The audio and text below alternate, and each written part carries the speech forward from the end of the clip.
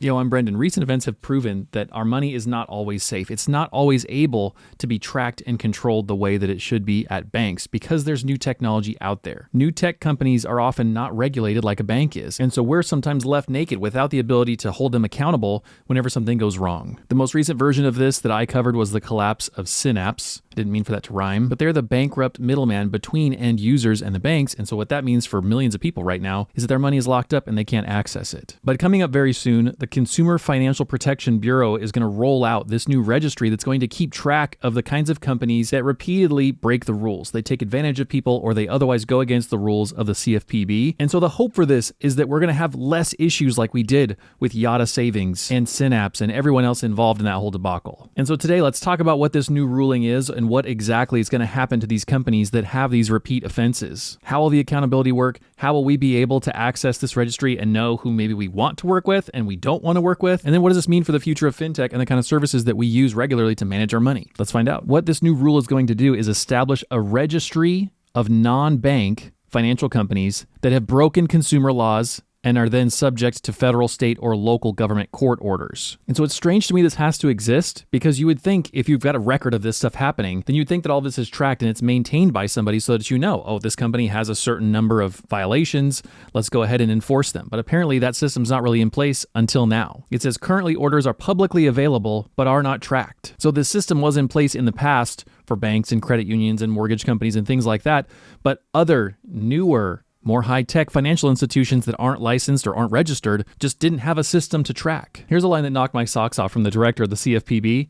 Too often, financial firms treat penalties for illegal activity as the cost of doing business. So this new rule will help law enforcement across the country detect and stop repeat offenders. I don't understand how people take that as a legitimate way of doing business, that they're just going to break these laws, they're going to pay some fines, and they'll move on. But apparently, that's happened enough that this thing has been put in place. And the interesting thing is, this has nothing to do with Synapse and Yotta and other more recent events because this was proposed in December of 2022.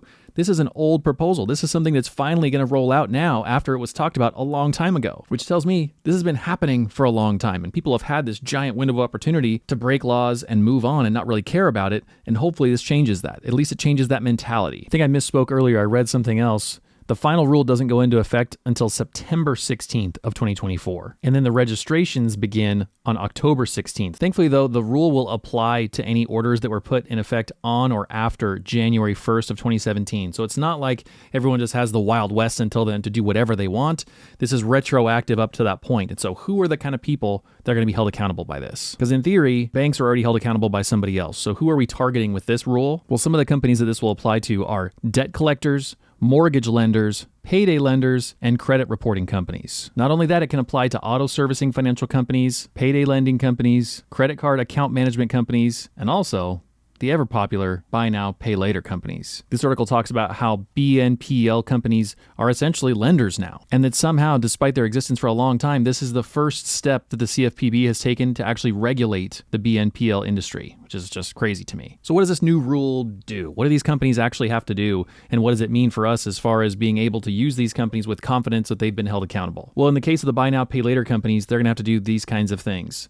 Basically, they'll be forced, at least in theory, to actually investigate disputes that customers have. While those investigations are happening, they're going to have to pause payments. They might even have to issue credits to the customers. Seems like good business practice, but apparently they weren't doing that before. They may actually have to credit refunds to your account whenever you return products or cancel services. Amazing. Who would think you'd need to do that? And as a massive service to customers, actually provide periodic billing statements. Oh my goodness. Just the kinds of things that we take as standard practice whenever you've got a loan for something, these companies may actually be forced to do it now. Some of the other things that these non-bank financial institutions have to do is basically promise that they're complying to the rules. It says they have to file an attestation signed by an executive overseeing the institution's compliance that basically promises that, yes, they are indeed following the rules. This is funny to me. I don't really know what this can do for you besides give you a little bit of like a legal backdrop to come back to them and say, hey guys, you had this person sign this paper that promised us that you were following the rules. That doesn't feel like it really has any teeth to me because I can fill out any paperwork too and say I'm following the rules to the best of my ability. As far as I know, I'm following the rules. Here you go. I don't think that actually creates much behavior change, but it's something they have to do. And then more significantly, they also have to register with the CFPB whenever they've been caught violating consumer law. I think that's kind of like the headline feature of this. They're going to get put on a watch list, for lack of a better term, and say, look, these are the people who have been repeating these laws. And there's going to be a record of that. It's going to be tracked. It's going to actually flow with them around to different places they go. So it's not like you can just say, well, we broke that law in New York, but now we're in LA, so who cares? It's all going to be tracked and brought along with them per these orders. But all that's not really the point of this registry and keeping a list of these people, because the point is, if you break enough rules, they're going to actually come down on you and pay big fines, potentially shut you down, and otherwise have enough of a record there to actually hold people accountable. Like then at the end of this giant PDF that the CFPB released, they talk about where they fined Regions Bank $50 million to give back to victims that had been taken advantage of by the company. Trident Mortgage Company had discriminated against families living in majority-minority neighborhoods in the Philadelphia area. They had to pay $4 million.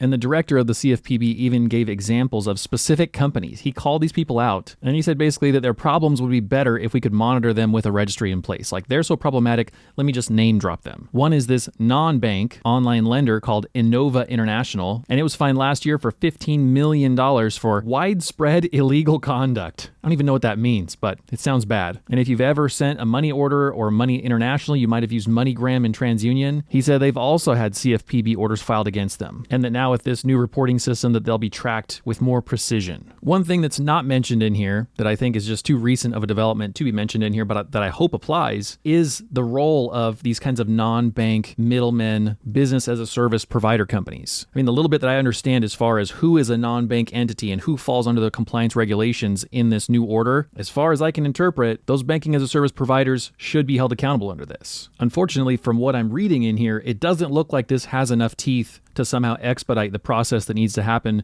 for Synapse to get their ledgers back in order and everyone to get their money out of their accounts that are currently frozen. I don't see that in here. This is more of a registration of repeat offenders. It's not so much something that's going to have such instant action that people are going to expect results from this, but I'm hopeful that going forward, the fact that this kind of thing is in place might be able to shift the way that companies are made to say, we can't be as reckless as we were in the past. We can't take those same shortcuts that we did in the past because they're going to track us. They're going to know what we've done. We can't escape the public orders that were issued by that court and go somewhere else and then have them just kind of forget about it because we're gone now. Those things will have to follow us along and we'll have to be held accountable for them, at least in theory, assuming that the CFPB actually has the resources to track all of this and enforce it and notify everyone that needs to be notified. So how do we feel about this in general? Can we be hopeful and optimistic, or is this just another empty promise? At this point, it's hard to tell. I mean, I don't like regulation just on the face of it because it probably means it's going to slow down business. It probably means it's going to create more fees for the companies to have to actually eat, which then are going to get passed on to us. It's going to increase the cost of doing business. There's no way the businesses are just going to earn less money. It means it's going to get more expensive for us. That's my 30,000 foot view overgeneralization anyway. So that drop in efficiency, I don't love. But at the same time, if there are these lending companies out there that are non-banks that are repeatedly taking advantage of people, that even have gotten caught, that have orders against them and that they're able to slip out of, then that's ridiculous. We need to be able to enforce the actual rules that we already have. And while this rule doesn't seem on face value, at least, like the most powerful, toothsome, impactful rule that could be created in the world, I think I'm glad that it's there, because the reality is that we probably aren't as clever as the people who have invented these systems to take advantage of us. We can't read their giant 128-page disclosure statement to know, are we being taken advantage of here? Does this terms and conditions thing make sense to me? No, of course it doesn't make sense to you. It's a terms and conditions statement. Nothing in there makes sense. So we need a little bit of firepower on our side to hold these companies to the line that they need to be held to. If you watch this and you have no idea what I'm talking about with Synapse and with middleware providers and business as a service and all that stuff, then watch this video next, because I go into detail exactly what happened there, what the failure was, what that company was, and the service they provided in the fintech world was something that a lot of us were using. I mean, hundreds of thousands of people, millions of people were all using that kind of connected service. And when that connection's broken, the service is broken. So check this out to see what I'm talking about there. And otherwise, I'll see you guys tomorrow. And the secret comment word for today is peace. All right. See you guys later. Bye.